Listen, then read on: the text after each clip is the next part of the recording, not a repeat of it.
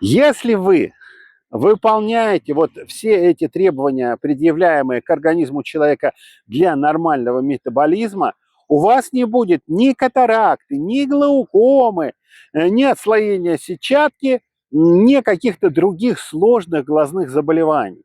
Потому что у вас не будет предпосылок для этого. Потому что, как я уже сказал, все эти заболевания – результат нарушения обмена веществ.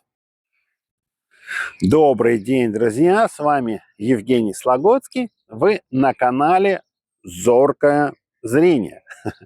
Я не знаю, слышали вы такое слово, не слышали. Ну, наверняка слышали, но не разбирались. Кто такой метаболизм, чмотаболизм, непонятно. Но метаболизм попросту это обмен веществ. Другое есть такое слово, более как бы понятное. Что значит обмен? Каких веществ? А дело в том, что человек постоянно обменивается с внешней средой разнообразными физиологическими факторами. Постоянно. Ну, то есть он кушает пищу, выводит из себя там фекалии, мочу, он вдыхает воздух, выводит углекислый газ, он потребляет солнечную энергию, переводит ее в энергию работы внутренних органов, он саморегулируется от ритмов ночи и дня и так далее и тому подобное. То есть человек постоянно взаимодействует с внешней средой.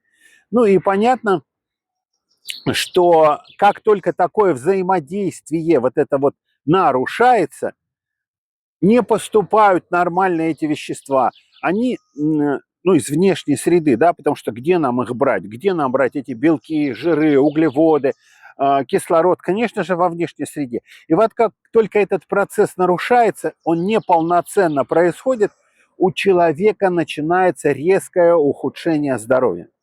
И вот тогда, говорит, метаболизм нарушается. И дело в том, что врачи рекомендуют 7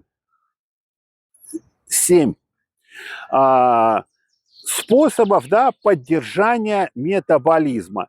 Но на самом деле я вам сейчас эти способы перечислю. Они с одной стороны правильные, с другой стороны они нулевые, безличностные, потому что их невозможно использовать.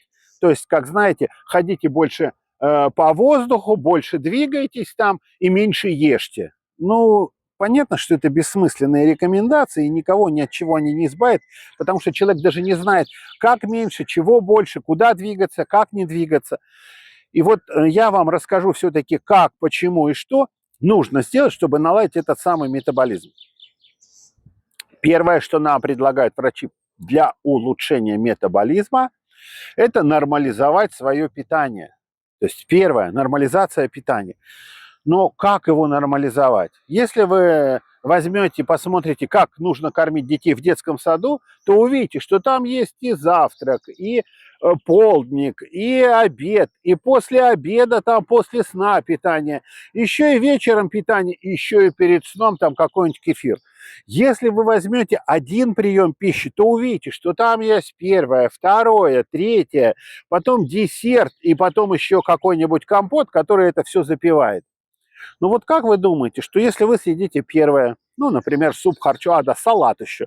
Если сперва вы садите салат оливье, потом на первое, потом суп харчо на основное, да, на третье, ну, допустим, это будут макароны с сыром, или как там модно, паста говорить, да, а на четвертое вы скушаете апельсинку и запьете все это компотиком, и таким образом вы покушаете 3 раза в день, будет у вас хороший метаболизм?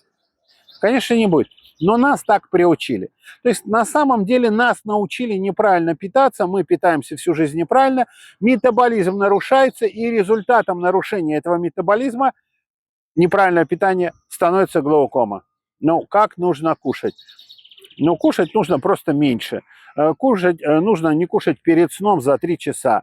И нужно исключить из своего рациона все углеводы. Чем старше человек, тем меньше углеводов он должен есть в принципе, но больше белочков. Ну и, соответственно, отказаться обязательно от консерв, от сублимированных продуктов, от различных там колбас, усилителей вкуса и так далее и тому подобное. Но человеку старшего возраста это не всегда под силу, потому что у него маленькая пенсия. Единственное, что он может купить на свою пенсию, это сублимированные сосиски, которые непонятно из чего сделаны и чем наполнены. Еще непонятные сушки, которые тоже непонятно из чего сделаны и чем наполнены.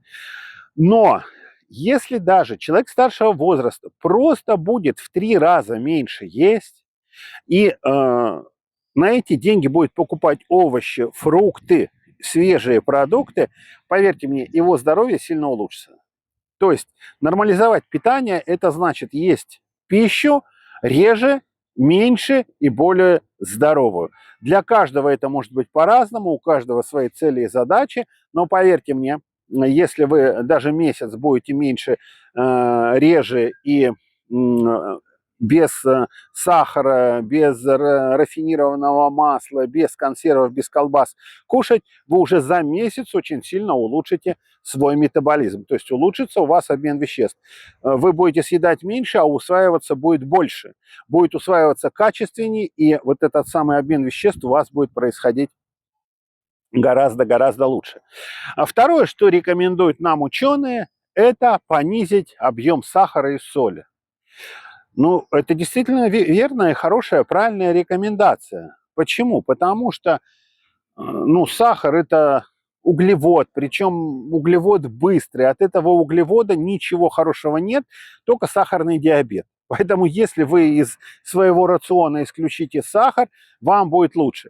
Опять-таки, если вы из своего рациона исключите соль, вам тоже будет лучше, потому что соль кальцируется на ваших сосудиках, они становятся хрупкими, ломкими, и в результате разрушается кровеносная система. Сахар, наоборот, забивает их, то есть есть даже различные глазные заболевания, допустим, там диабетическая ретинопатия, то есть ухудшение работы сетчатки, либо диабетическая катаракта. Это как раз и есть результат ухудшения работы наших глаз из-за этого самого сахара, из-за повышенного сахара в крови.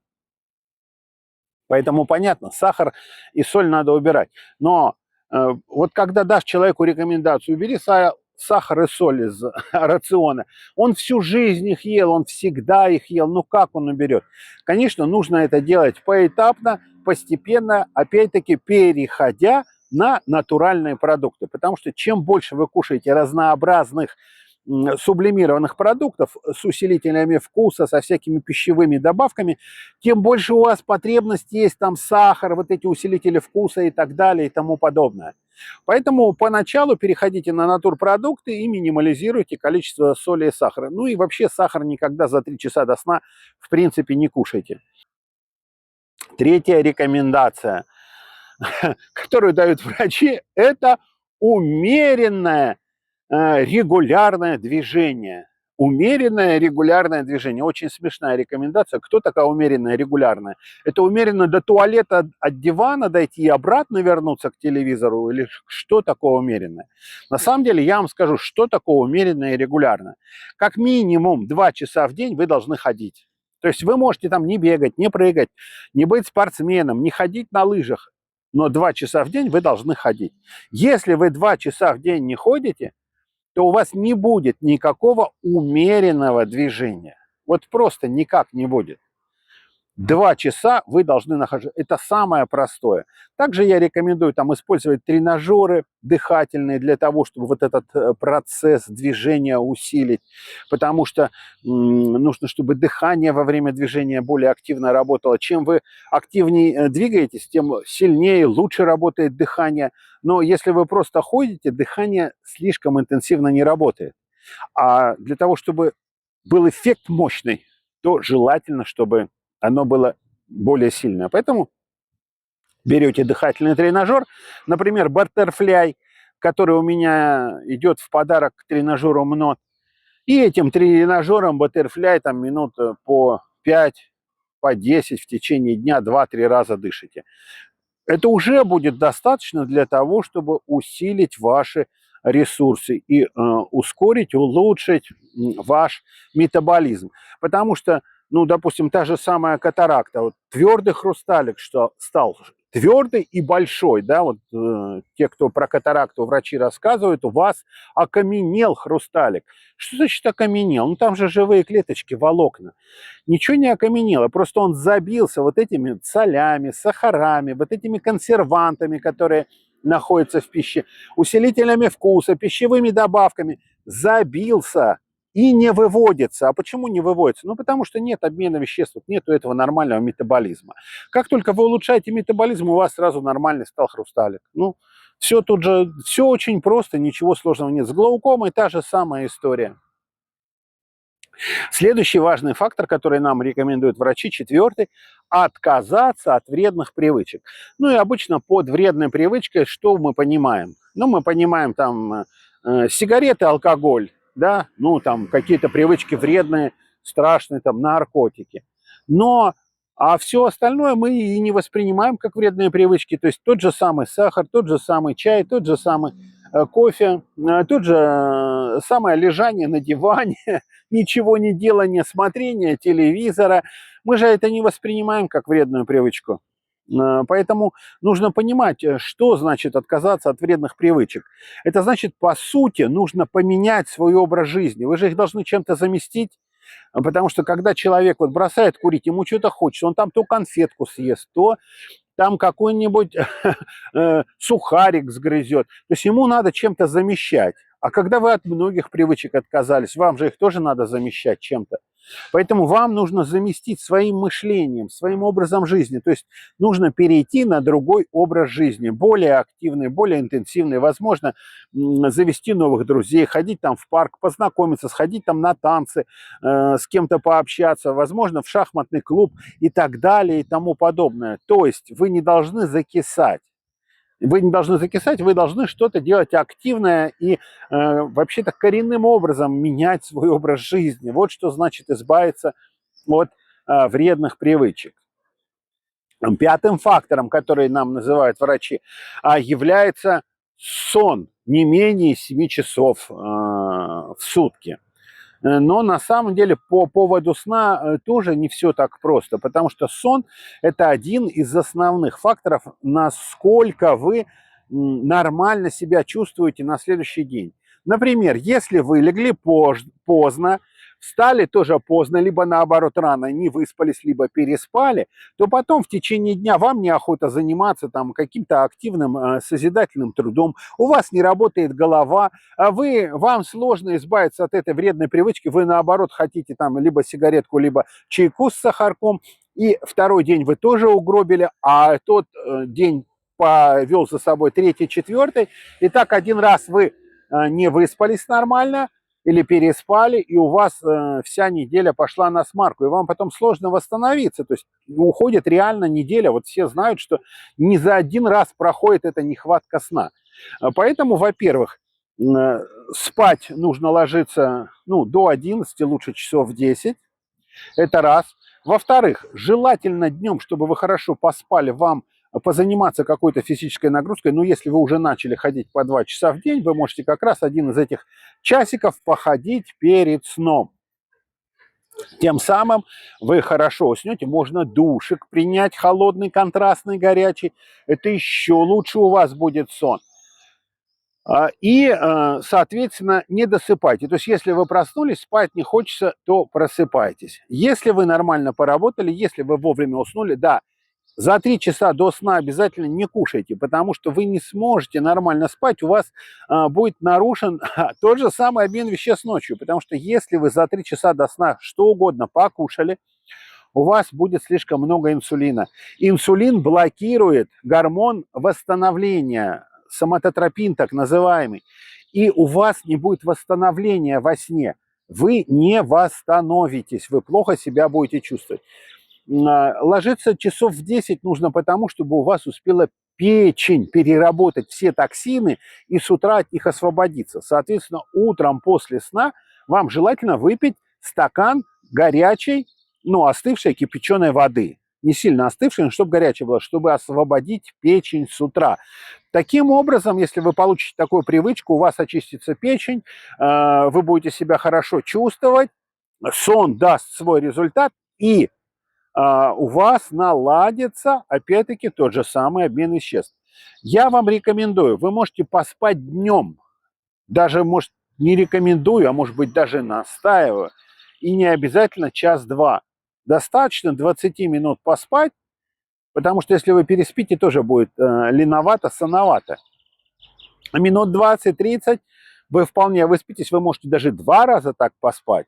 2 раза. Ну, просто если вы будете поздненько, там, после 5 засыпать, вы можете потом плохо уснуть вечером. Поэтому хотя бы разик днем обязательно надо поспать. Ну, и лучше и поспать лучше на голодный желудок. То есть не делайте так, что вы пообедали и поспали. Нет, вы сперва, допустим, поспали, проснулись, взбодрились немножко и потом пообедали. Это будет более правильно. И тогда сон вам также улучшит обмен веществ. Это тоже будет очень и очень хорошо. Шестым фактором улучшить, ускорить метаболизм врачи считают достаточное употребление воды. Достаточное употребление воды, ну, это бесспорный фактор. То есть, но что значит достаточно? Иногда людям рекомендуют выпивать там 3 литра воды в день, меньше не пейте, иначе засохнете. Но это все враки. То есть нужно пить воды столько, сколько в ней у вас есть потребность. То есть есть желание попить, обязательно попейте. Дело в том, что если вы пьете различные сладкие напитки, если вы пьете чай, если вы пьете кофе, то у вас вот этот естественный механизм восприятия того, сколько вам нужно пить воды, он трансформируется, то есть он деградируется, он неправильно работает. И вы не знаете, надо пить воду, не надо пить воду, и поэтому у вас может быть нехватка воды. Но если вы не пьете все вот эти вот сососолы, если вы не пьете любые сладкие напитки, вот эти вот соки, чай, кофе и прочее, то потребность в воде у вас очень четко чувствуется. Как только вы захотели, вы взяли и попили водички. Ну, водичка должна быть простая, ну и желательно не минерализированная. Это очень важно, потому что сейчас многие налегают на минеральную воду, это стало популярным, но минеральная вода – это достаточно опасная вещь, потому что минералы, которые в ней находятся, они усваиваются очень мало, очень плохо, а большинство из них опять-таки откладывается на ваших сосудах, из-за чего они становятся хрупкие и ломкие.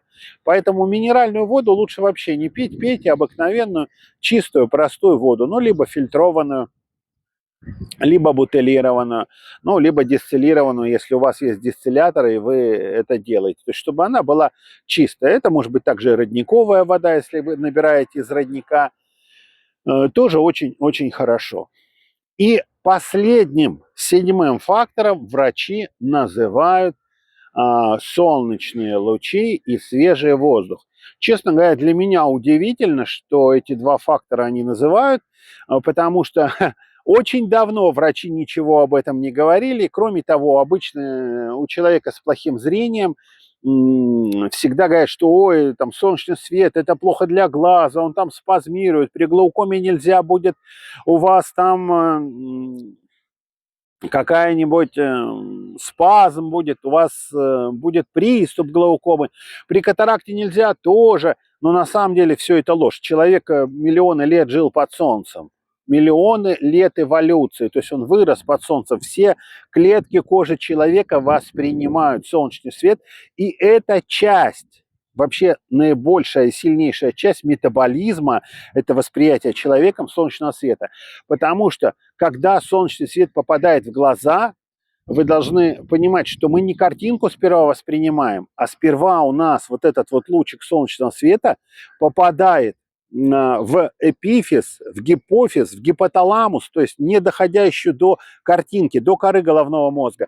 И у нас включается гормональная регуляция в зависимости от того потока солнечного света, который сейчас поступает к нам. Поэтому солнечный свет, он крайне необходим, и прогулки на солнце крайне необходимы. Я не знаю, может быть, вы там не помните, я в своем детстве застал в каждом санатории, профилактории, даже пионерском лагере и базе отдыха были солярии. То есть это отгороженная такая на полянке стояла коробочка, разделенная на мужскую и женскую, то есть две площадки попросту для загара, для того, чтобы люди принимали солнечные ванны. Это считалось одной из сильнейших процедур в плане профилактики заболеваний и реабилитации после этих самых заболеваний. Итого 7 факторов, которые называют врачи, они действительно правильно их называют. Восстанавливайте обмен веществ, заходите ко мне в школу умного зрения, мы там комплексно занимаемся с нашими глазками, улучшайте свое зрение и будьте здоровы. С вами был Евгений Слогодский, вы на канале Зоркое зрение. До новых встреч, здоровья вам и вашим глазкам. Пока.